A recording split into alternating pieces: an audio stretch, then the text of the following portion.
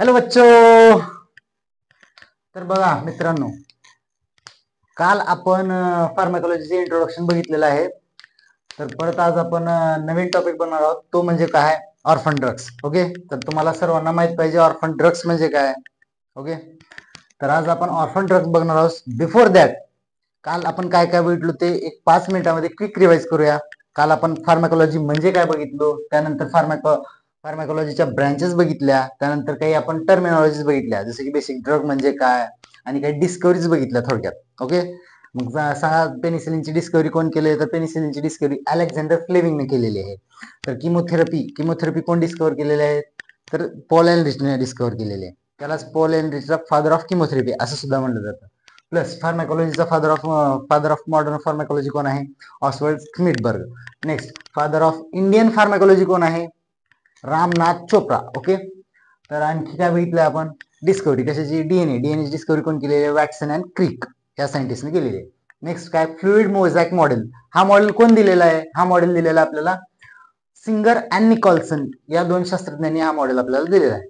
Next आणखी काय बघितलं आपण, इन्सुलिनची डिस्कवरी. इन्सुलिन हा एक हार्मोन आहे जो की आपल्याला ग्लुकोज बॅलन्स मध्ये हेल्प करतो. ते आपण ग्लुकोज रेग्युलेशन मध्ये बघायचं आपल्याला. तर त्याची डिस्कवरी कोण केलेली आहे, बेंटिंग अँड बेस्ट या शास्त्रज्ञांनी याची डिस्कवरी केलेली आहे. आणखी एक आपण बघितलेला आहे, कुठला, तो आहे डिस्कवरी ऑफ स्ट्रेप्टोमायसिन. स्ट्रेप्टोमायसिनची डिस्कवरी, त्याची डिस्कवरी कोण केलेली आहे, सेल्मन अँड वॉक्समन या शास्त्रज्ञांनी त्याची डिस्कवरी केलेली आहे. ओके, या झाल्या काही बेसिक डिस्कवरीज. आता आपण ब्रांचेस बघितले जातात, कुठल्या कुठल्या ब्रांचेस, जसे फार्माकोकायनेटिक्स म्हणजे काय, फार्माकोडायनामिक्स म्हणजे काय, फार्माकोथेरप्युटिक्स म्हणजे काय, टॉक्सिकोलॉजी म्हणजे काय, किमोथेरपी म्हणजे काय, अशा काही डिस्कवरीज आहेत. या अशा काही ब्रांचेस आहेत, ज्या की ब्रांचेस आपण काल बघितलेले आहेत. ओके, तर आज आपण ऑर्फन ड्रग बघणार आहोत. समजते, लक्ष द्या. तर ऑर्फन ड्रगलाच आपण लाईफ सेव्हिंग ड्रग असं सुद्धा म्हणतो. काय म्हणतो, लाईफ सेव्हिंग ड्रग्स. यालाच तुम्ही लाईफ सेव्हिंग ड्रग्स असं सुद्धा म्हणू शकता. ओके, मग ऑर्फन ड्रग्स म्हणजे काय बघा, these are the drugs that are used in treatment of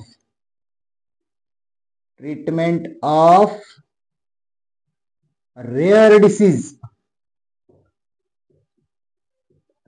डिसीजच्या treatment मध्ये यूज केल्या जाणाऱ्या ड्रगला आपण काय म्हणू शकतो, ऑर्फन ड्रग्स असं म्हणू शकतो. ओके, तर यामध्ये जर काही एक्झाम्पल जर म्हणले तर तुम्ही काय सांगू शकता, तर ते बघा, ऑर्फन ड्रग्स जर कुठले कुठले आहेत म्हणून तुम्हाला जर विचारलं कोणी, तर ऑर्फन ड्रग्स तुम्ही सांगू शकता, डायगोझिन अँटीबॉडी,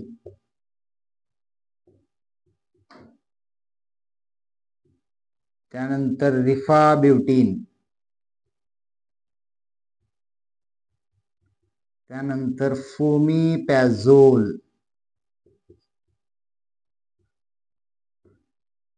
त्यानंतर एम्फोटेरिसिन बी,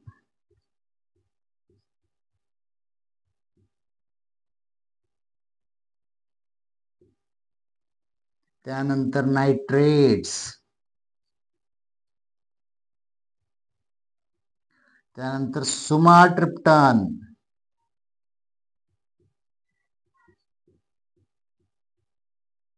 किती झाले एक्झाम्पल बघा, 6 एक्झाम्पल आहेत हे कशाचे, ऑर्फन ड्रग्सचे. ओके, यामध्ये आणखी एक ऍड करू शकता तुम्ही, लिओथायरोनिन.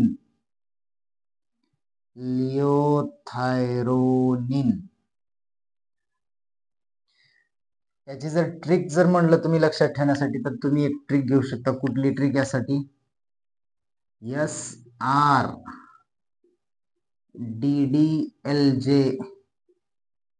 का फैन है.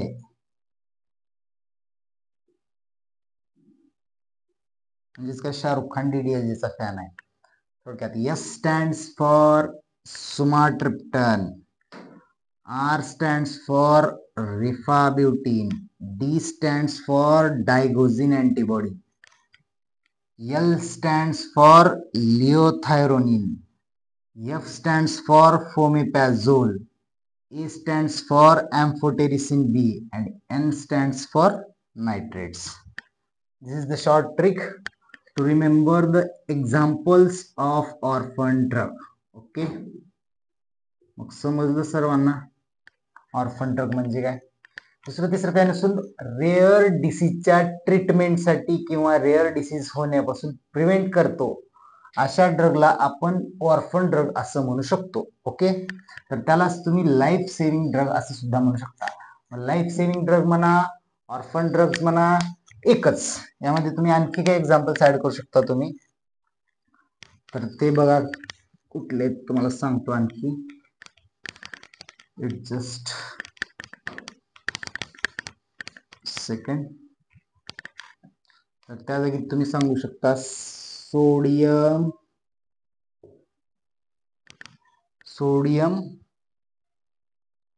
थायोसल्फेट.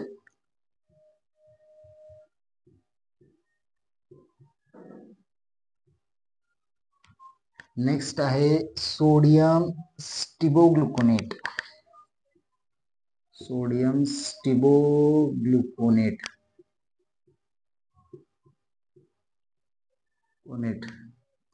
नेक्स्ट आहे रिफॅक्झिमिन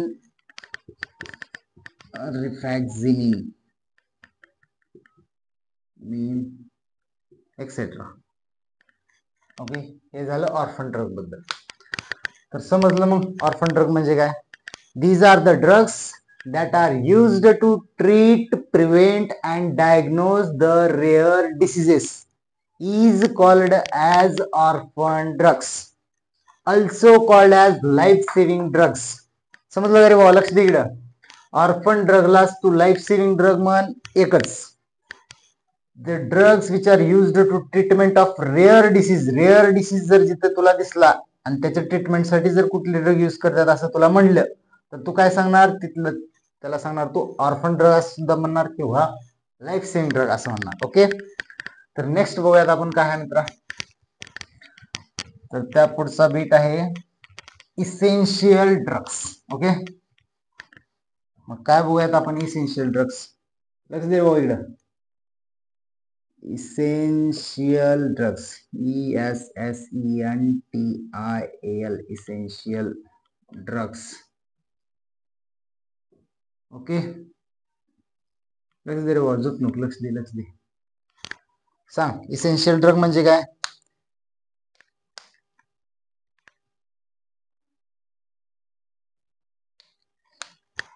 मग बघा आता इसेन्शियल ड्रग म्हणजे काय. These are the drugs that are needs to major population. Okay. Majority of पॉप्युलेशनला ज्या ड्रगची जास्तीत जास्त गरज असते त्या ड्रगला तू इसेन्शियल ड्रग असं म्हणू शकतोस. ओके. म्हणजेच काय म्हणणार तू. These are the drugs that satisfies the need of majority of patient किंवा पीपल. ओके. मग काय म्हणणार तू इसेन्शियल ड्रगला. Majority of need. These are the drugs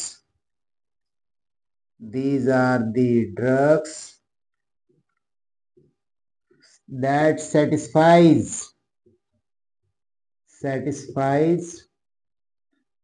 majority of people needs.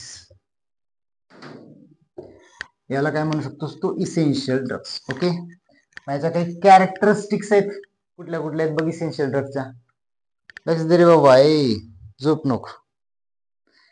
तर बघ आता या नावामधूनच आपण कॅरेक्टरिस्टिकची एक ट्रिक बनवलेली आहे. Essential ESSENTIAL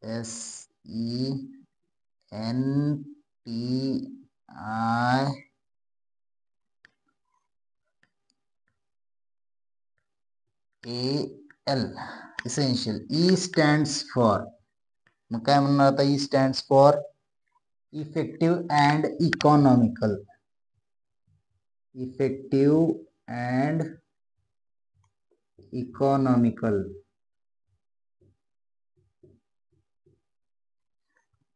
Next, S stands for safe. Next, S stands for single dose formulation. Single dose formulation.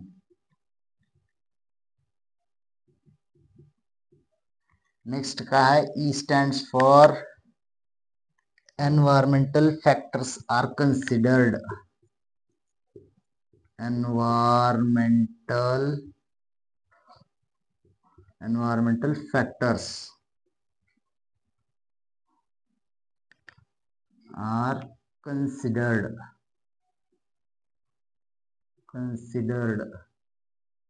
Next का है N stands for needed by majority of population. Needed by majority of people म्हणा population म्हणा एकच. Next आहे T stands for they are must available in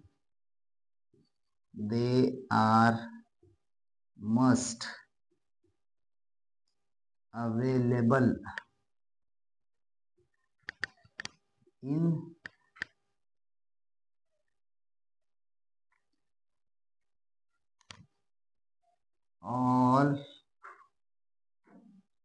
times म्हणजे प्रत्येक वेळी ह्या अवेलेबल असायला पाहिजेत. I stands for काय सांगू शकते हे in proper dosage form. In proper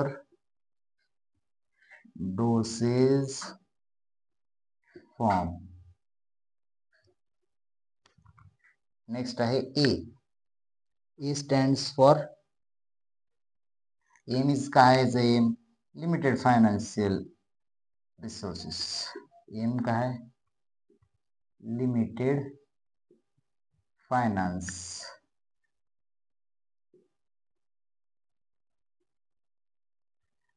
आणि लास्टली L काय आहे लिस्ट ऑफ essential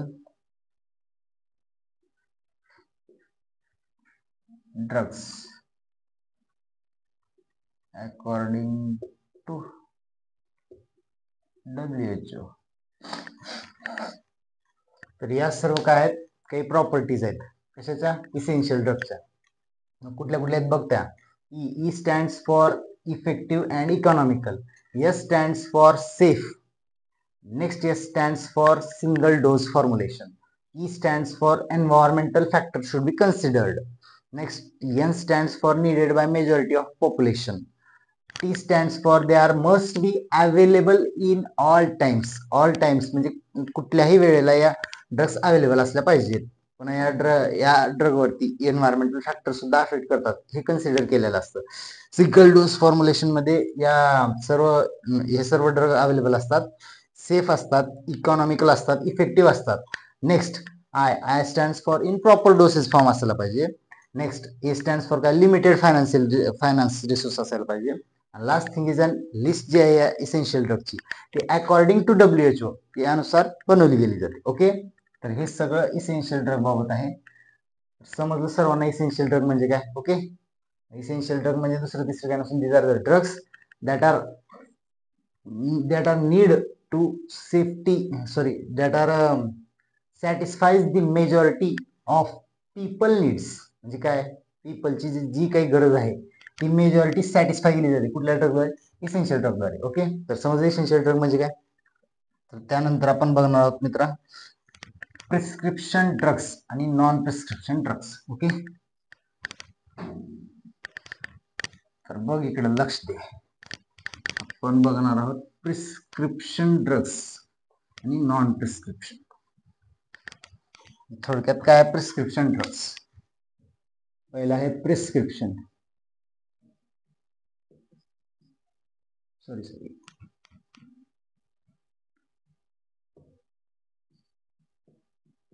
प्रिस्क्रिप्शन आणि इकडे नॉन प्रिस्क्रिप्शन. तर बघा प्रिस्क्रिप्शन ड्रग्स म्हणजे काय रिक्वायर्स प्रिस्क्रिप्शन म्हणजे काय रिक्वायर्ड प्रिस्क्रिप्शन, ज्या ड्रगला प्रिस्क्रिप्शनची गरज असते त्यासाठी सेल करण्यासाठी त्याला तुम्ही काय म्हणू शकता, प्रिस्क्रिप्टेड ड्रग्स म्हणू शकता. ड्रग्स आहे ते थोडक्यात, ड्रग्स हे सुद्धा काय ड्रग्स. ओके, त्याला नॉट रिक्वायर्ड प्रिस्क्रिप्शन, त्याला प्रिस्क्रिप्शनची गरज नसते. ओके, प्रिस्क्रिप्शन म्हणजे काय, it is an written order which is given by physician or any doctor or any registered practitioner. म्हणजेच काय, डॉक्टरनं जे काही पेशंटसाठी प्रिस्क्रिप्शन लिहून देतो किंवा रिटन फॉर्म मध्ये देतो, तो प्रिस्क्रिप्शन रीड करून जे फार्मासिस्ट ड्रग्स त्यांना सेल करतात किंवा त्यांना ड्रग देतात ते प्रिस्क्रिप्शन बघून, त्या ड्रग्सला आपण प्रिस्क्रिप्शन ड्रग्स असं म्हणतो. आणि ज्या ड्रगला प्रिस्क्रिप्शनची गरज नसते त्या ड्रगला आपण नॉन प्रिस्क्रिप्शन ड्रग असं म्हणतो. ओके, म्हणजे प्रिस्क्रिप्शन ड्रग असणारे कुठले कुठले असू शकतात, त्याचे काही जर एक्झाम्पल जर म्हणलं तर तू काय सांगणार, अँटी डिप्रेसंट ड्रग्स असतील. एक्झाम्पल मध्ये जर म्हणलं तर अँटी डिप्रेसंट ड्रग्स, अँटीडिप्रेसंट्स, त्याच्यानंतर अँटीबायोटिक्स हे सर्व कसे आहेत, हे सर्व प्रिस्क्रिप्शन ड्रग्स आहेत. याला प्रिस्क्रिप्शनची गरज असते त्यासाठी सेल करण्यासाठी, म्हणजेच काय पेशंटला देण्यासाठी किंवा विकण्यासाठी थोडक्यात प्रिस्क्रिप्शनची गरज असते. विदाउट प्रिस्क्रिप्शन हे ड्रग विकले जाऊ शकत नाहीत. आणि हे काय नॉन प्रिस्क्रिप्शन ड्रग, यामध्ये कुठले कुठले आले एक्झाम्पल जर म्हणलं तर आपले इनो आला, इनो, विक्स आले, स्ट्रेप्सिल्स आले,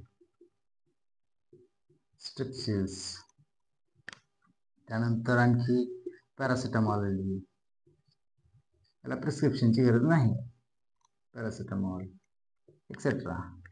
हे ड्रग्स विदाउट प्रिस्क्रिप्शन आपण सेल करू शकतो. ओके, तर समजले प्रिस्क्रिप्शन ड्रग्स म्हणजे काय आणि नॉन प्रिस्क्रिप्शन ड्रग्स म्हणजे काय. तर नेक्स्ट बघणार आहोत आपण सोर्सेस ऑफ ड्रग इन्फॉर्मेशन. आता हे ड्रग आपण बघितलो, आता ह्या ड्रग बद्दल जी काही आपल्याला माहिती आहे किंवा जी काही आपल्याला माहिती मिळते, ती माहिती आपल्याला कुठल्या सोर्स मधून मिळते, नेमकं कुठून मिळते. आता हे ड्रग आपण म्हणतोय सारखं, पण हे ड्रग आपल्याला कोण सांगितलंय किंवा कुठून आपल्याला याबद्दल माहिती मिळते ते आपण बघणार आहोत. ओके, तर काय बघणार आहोत आपण, सोर्सेस ऑफ ड्रग इन्फॉर्मेशन म्हणा, काय म्हणा, इन्फॉर्मेशन, ड्रग इन्फॉर्मेशनचे सोर्सेस. ओके, तर पहिला सोर्स आहे फार्माकोपिया.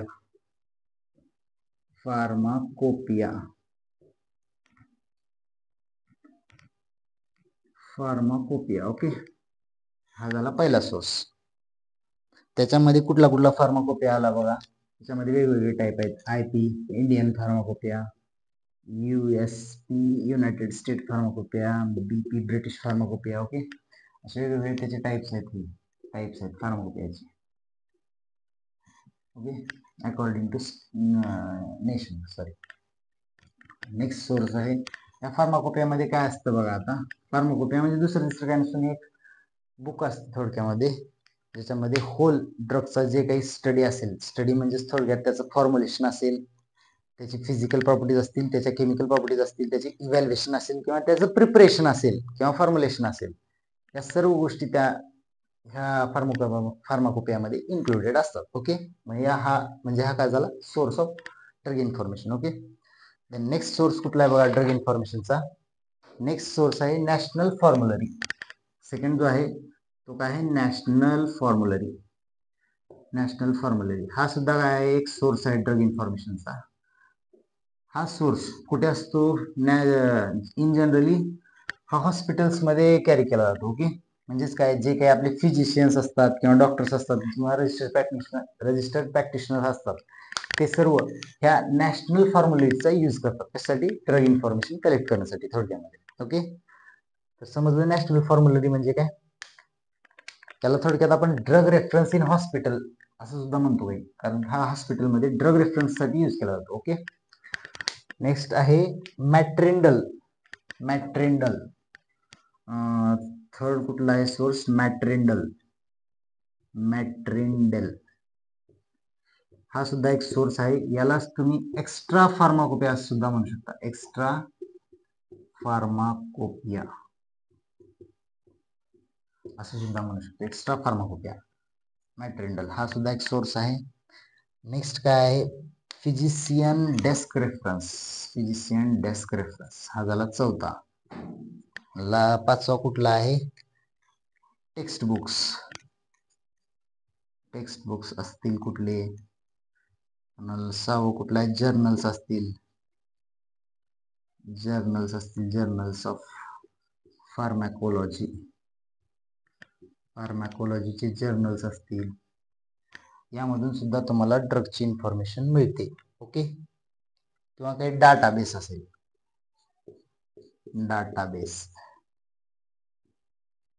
डाटाबेस असेल जसे की med expert. Okay. Sorry, Micromedex, not med expert, मायक्रोमेडिक्स.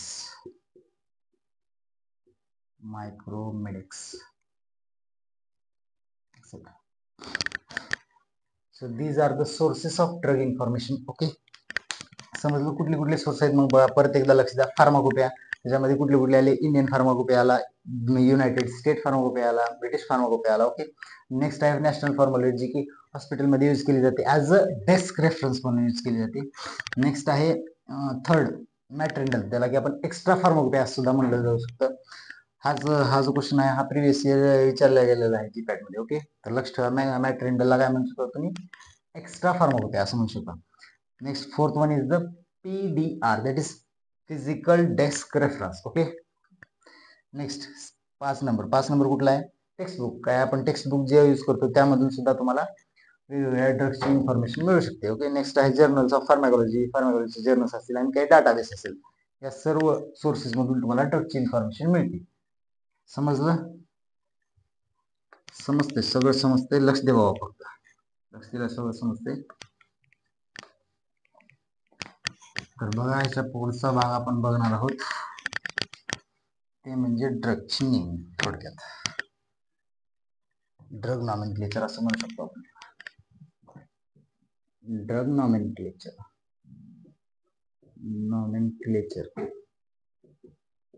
ड्रगचं nomenclature हे 3 पद्धतीने केलं जातं. A, B and C. Okay. A and B, C, ABC. ए म्हणजेच काय? Approved name. ओके. यालाच तुम्ही जेनरिक नेम सुद्धा म्हणू शकता. जेनरिक. नेक्स्ट आहे B stands for brand name. याला तुम्ही प्रोप्रायटरी नेम असं सुद्धा म्हणू शकता. प्रोप्रायटरी नेम असं सुद्धा म्हणू शकता. लास्ट आहे केमिकल नेम, ज्याला की तुम्ही IPSC असं म्हणता. Chemical name. ओके. हे काही नेम सिस्टीम आहे, सॉरी ड्रगचं नॉमेनक्लेचरच्या सिस्टीम आहेत. या सिस्टीमद्वारे तुम्ही ड्रगला नेमिंग देऊ शकता आणि त्याला आयडेंटिफाय करू शकता. ओके. म्हणजे A stands for approved name किंवा generic name. B stands for brand name, जे की कंपनीने दिलेलं नाव. एखाद्या ड्रगला कंपनी नाव देते, त्याचं स्पेसिफिक ब्रँड नेम देते, त्यालाच आपण ब्रँड नेम म्हणतो. A stands for approved name, जे अप्रूव्ड नेम आपल्याला, जे ड्रग जिथून अप्रूव्हल होतो, एक अप्रूव्हल कमिटी असते ड्रगची, त्याला की आपण US FDA असं म्हणतो किंवा FDA म्हणतो.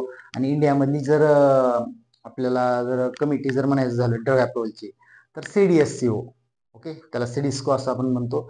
ती कमिटी आहे की ज्या कमिटीमधून येणारा नवीन ड्रग हा अप्रूव्ह होऊन मग ड्रग हा मार्केटमध्ये आला जातो. ओके. त्याला आपण अप्रूव्ड नेम असं म्हणतो, जे की अथॉरिटीने दिलेलं असतं नेम. US FDA किंवा CDSCO अशा वेगवेगळ्या अथॉरिटीने दिलेल्या नेमला अप्रूव्ड नेम म्हणतो. B for brand name. Brand name म्हणजे काय? कंपनीनं इनोव्हेट करून दिलेलं नाव, स्पेसिफिक ब्रँड नेम, त्याला आपण ब्रँड नेम म्हणतो ड्रगचं.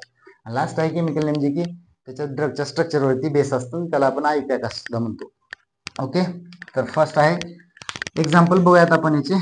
आता first one, approved name of, आता पॅरासिटामॉलचं एक्झाम्पल घेऊयात आपण. तर इकडे बघा, पॅरासिटामॉलचं अप्रूव्ड नेम जर म्हणलो तर त्याचं अप्रूव्ड नेम येतं approved name acetaminophen. Okay, acetaminophen. This is an approved name of paracetamol. हे काय आहे? Approved name. ओके, नेक्स्ट आहे त्याचं ब्रँड नेम. ब्रँड नेम काय येणार मग याचं? ब्रँड नेम येणार कॅल्पॉल. ओके, कॅल्पॉल हे काय आहे? ब्रँड नेम आहे. आणि याचं केमिकल नेम जर म्हणलं तर याचं केमिकल नाव काय येणार? N acetyl para aminophenol. Phenol हे काय झालं याचं? Chemical name. ओके, तर समजलं तुम्हाला ड्रगचं नॉमेनक्लेचर थोडक्यात example through. A stands for approved name म्हणा किंवा जेनरिक म्हणा किंवा ह्याला तुम्ही आणखी म्हणू शकता नॉन प्रोप्रायटरी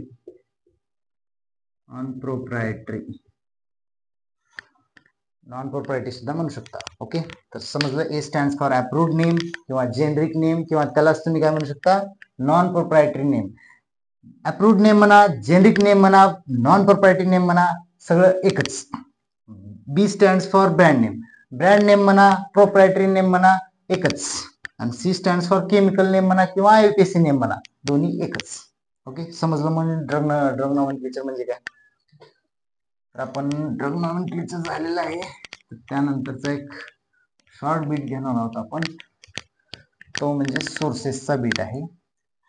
या अगोदरचे जे आपण बीट बघितलेला आहे तो आहे सोर्सेस ऑफ ड्रग इन्फॉर्मेशन. ड्रग्सची इन्फॉर्मेशन आपल्याला कुठल्या बुकमधून मिळते त्याचं आपण बघितलेलं आहे. आणि याच्यानंतर जे बघणार आहोत आपण ते सोर्सेस ऑफ, यानंतर काय बघणार आहोत आपण? सोर्सेस ऑफ ड्रग्स, म्हणजे ड्रग ऍक्च्युअली भेटतो कुठून त्याचे सोर्सेस बघणार आहोत आपण. ओके, तर त्याचे काही वेगवेगळे सोर्स आहेत, जसे की आपण सांगू शकतो नॅचरल सोर्स म्हणजे काय? नैसर्गिकरित्या आपल्याला काही ड्रग मिळू शकतात. त्याच्यानंतर सेमी सिंथेटिक ह्याच्यामधून सुद्धा आपल्याला या सुद्धा मेथडनं काही ड्रग मिळतात. आणि काही सिंथेटिक, अशा वेगवेगळ्या मेथड्सने आपल्याला ड्रग मिळू शकतात. Okay, naturally occurring drug substance म्हणजे काय? नैसर्गिकरित्या मिळणारे ड्रग्स. बघा, नैसर्गिकरित्या मिळणारे ड्रग्स कुठले आहेत बघा. तो म्हणजे त्यामध्ये आपण म्हणू शकतो प्लांट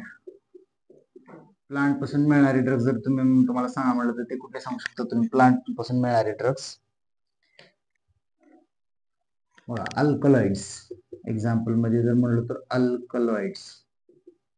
अल्कलॉइड्स असतील, ग्लायकोसाइड्स असतील, वोलाटाइल ऑइल्स असतील, ओके, अल्कलॉइड्स मध्ये कुठले अल्कलॉइड? विंका अल्कलॉइड. ग्लायकोसाइड मध्ये डायगोझिन. वोलाटाइल ऑइल्स मध्ये काय सांगू शकता तुम्ही? सिन्नॅमन ऑइल.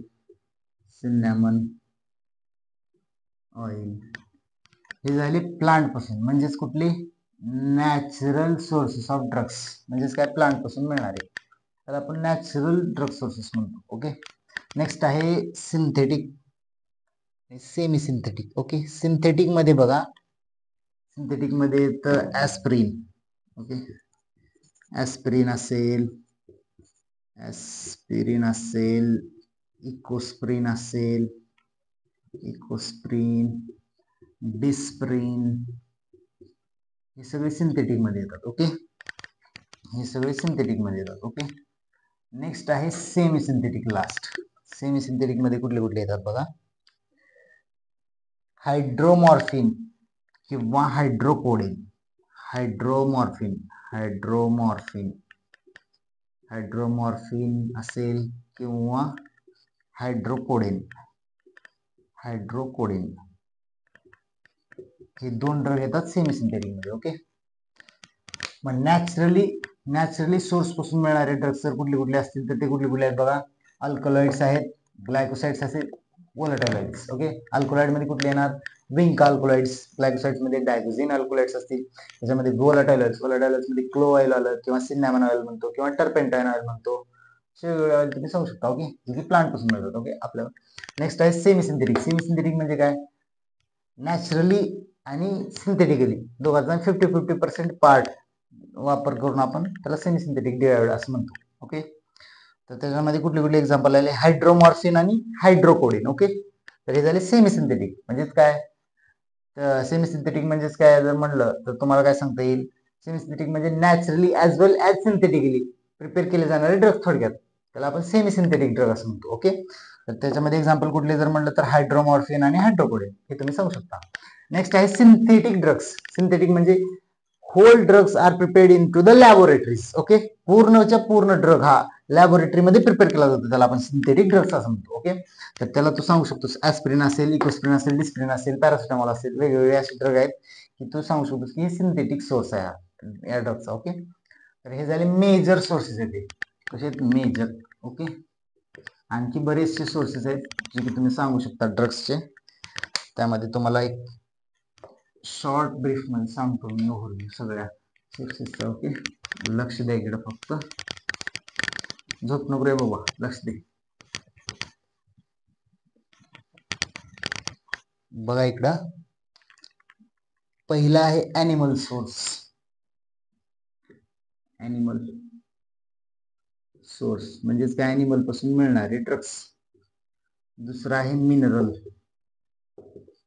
मिनरल. नंबर तिसरा कुठला आहे, micro organisms. Micro organisms.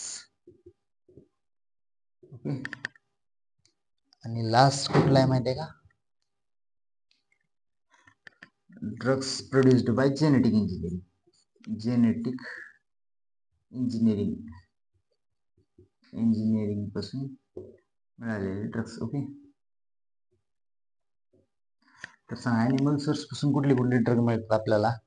Insulin असेल, इन्सुलिन किंवा हिपॅरिन, हे सगळे कसले ड्रग आहेत, ॲनिमल सोर्सेस पासून मिळणारे. मिनरल सोर्सेस पासून मिळणारे कुठले कुठले आहेत, फेरस सल्फेट असेल, फेरस सल्फेट हा ड्रग मिनरल सोर्स पासून मिळतो. मायक्रो ऑर्गॅनिझम पासून जर म्हणलं तर कुठले, अँटीबायोटिक्स आले, antibiotics. Okay, genetic engineering through produce होणारे ड्रग्स जर असतील तर ते कुठले, वॅक्सिन्स असतील किंवा ह्युमन इन्सुलिन. ह्युमन इन्युलिन म्हणू शकतो, ह्युमन इन्युलिन. ओके, असे वेगवेगळे आपण सोर्सेस सांगू शकतो. ॲनिमल सोर्स असतील, मिनरल सोर्सेस असतील, किंवा मायक्रो ऑर्गॅनिझम सोर्स असतील, किंवा जेनेटिक इंजिनिअरिंग सोर्स असतील. ओके, तर समजले सर्व सोर्सेस ऑफ ड्रग्स. तर बघा, ॲनिमल सोर्सेस पासून कुठले ड्रग मिळतात, इन्सुलिन असेल, हिपॅरिन असेल. नेक्स्ट आहे मिनरल. मिनरल सोर्सेस पासून कुठले मिळतात, फेरस सल्फेट. मायक्रो ऑर्गॅनिझम पासून अँटीबायोटिक्स असतील. जेनेटिक इंजिनिअरिंग थ्रू कुठले ड्रग मिळतात, तर ह्युमन इन्युलिन किंवा वॅक्सिन. ओके, ह्युमन इन्युलिन म्हणजे काय, हा एक थोडक्यात जेनेटिकली तयार केला जाणारा एक रिकॉम्बिनंट प्रोडक्ट आहे, जो की हेपॅटायटिस बीच्या ट्रीटमेंटसाठी यूज केला जातो. ओके, ट्रीटमेंटसाठी यूज केला जातो. समजलं. तर ठीक आहे मित्रांनो, आज आपण इथेच थांबूया. जर व्हिडिओ आवडला असेल तर व्हिडिओला नक्कीच लाईक करा, शेअर करा आणि सबस्क्राईब करायला विसरू नका. Okay, thank you.